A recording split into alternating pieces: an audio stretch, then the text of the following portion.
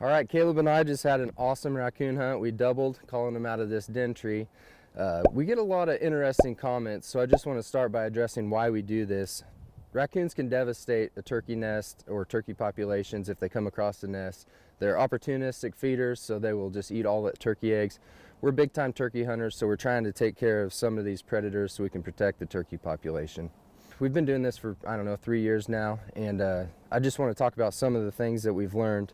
Number one is gun selection. If you have a 22, that probably just isn't going to cut it. We had to learn that one the hard way, unfortunately.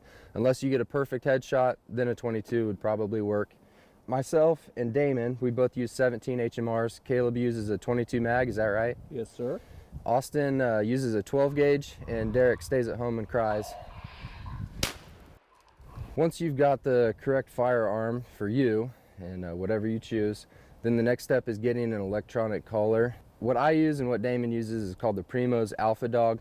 I'm pretty thrilled with mine. It works well. Caleb and Austin both use Fox Pros, and the Fox Pro seems to bring the raccoons out better, seems to make them a little bit more aggressive. I don't know why. The sounds are a little bit different, but either of those collars will work. I'm sure there's plenty of others that work just fine.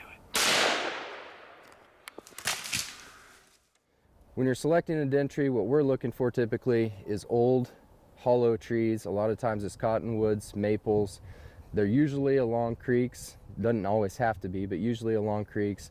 Oftentimes near cornfields seems to be the best. You're looking for any indications that that tree is hollow and a raccoon can live there.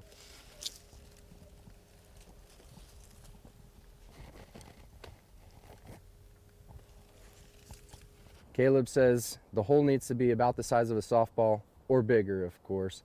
I have yet to see one come out of a softball size hole, but he says it's true, so maybe we'll find that out in the future. When we set up the collar, we tend to set it kind of on the back side of where we think the raccoon will come out. That way the raccoon actually has to come out of the hole.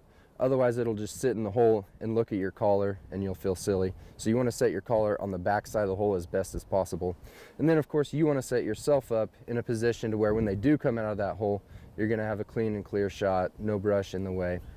And you can hopefully put a perfect headshot on these raccoons. And you got to make sure they come out all the way out of the hole. Otherwise there's a good chance they're going to fall back in or get back in their den tree.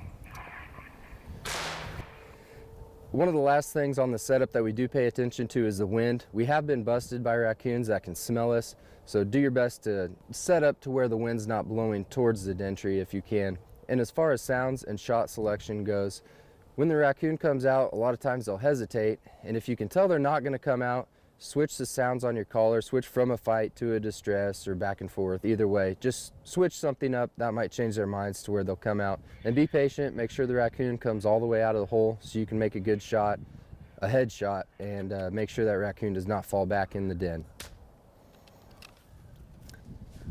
And Austin's going to take you through a hunt now with some of the things he's learned. And of course everybody does things differently, and that's great.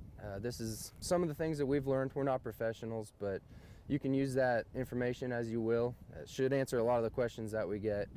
So good luck, go kill them. On to the next, and Damon sucks. All right, we're gonna take you through step by step. We have never been to this tree, just saw it from the road, got permission. So this will be our first time walking up to this tree. Some of the things we're looking for, obviously holes in the trees and tracks on the ground. Coon tracks, they're real tight trails, I guess we would call them, compared to like a deer trail where it's a little wider. So looking for trails going near or up to the tree. So I got a 12 gauge and a 17, so pretty much anything we would need.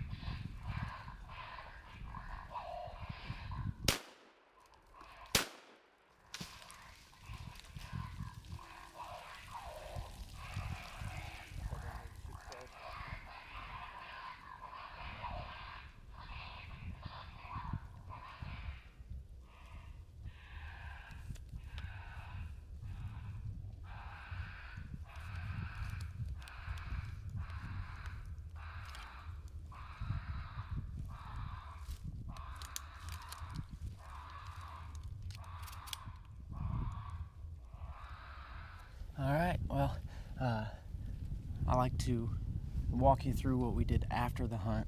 That way we don't disturb our chances. We can get in here quiet, but got one down. Possibly could have got two, but learned not to get greedy on these. Now I'm going to kind of show you what we were looking for coming up. It's kind of hard to tell if this tree has holes or not, just because the holes are so much higher. So I like to look at the ground, and we're in low light here, but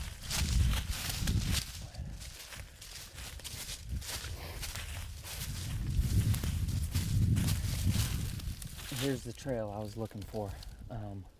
And then once you get up closer to the tree, almost all trees are like this. There won't be any leaves right on the edge of the tree. It's just bare dirt. You can tell it's packed down. Then there's a trail going up here. This trail comes along the ditch. So any tree that you're kind of unsure if it's hollow, which these big cottonwoods, I mean, a lot of them are hollow, but any tree you're unsure about, get up close to it, look on the ground. You know, we aren't talking or anything like that. We're being quiet when we come in here, but you can get up pretty close, and this one yielded a coons, so we didn't have much time. But I think Adam just got done filming Damon. They were out for 6, 7, 8 hours, I think. Just killed one, so we just had about 5 minutes to spare, but got her done. Where'd you put the collar at? Collar, I usually try to hide it. So we were pretty sure that was the hole up there where they came out. So I put the call on the back side of the hole to where they had to come all the way out. So that's, as you see, they were both looking for the fight. I got this one just on coon fight. I usually start with coon fight, and if I don't have any success, or if they just poke their heads out, don't come all the way out, that's when I like to switch to distress, and that usually gets them all the way out. But just coon fight got both of these out. So What color do you have? I have Fox Pro. It's an older version, Wildfire, I believe. So it's the cheapest Fox Pro, and it comes with 2 coon sounds. I think you can add sounds to them, but it did the trick tonight. I shoot. My hands are frozen. Maybe someday I can shoot one. Yeah, you look good behind the camera.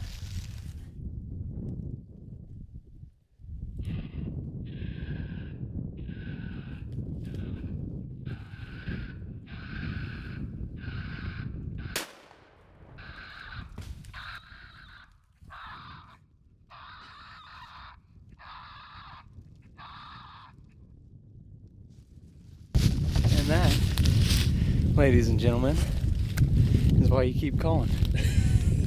Just got up here to show you where I have the call and how you hide it so the coons can't see it.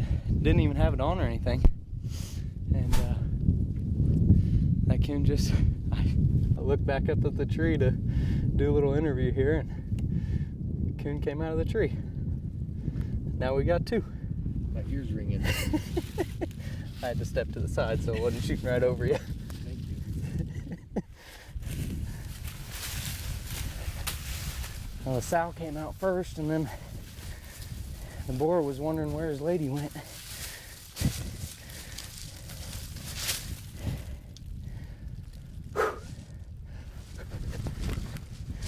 Man, Damon sucks.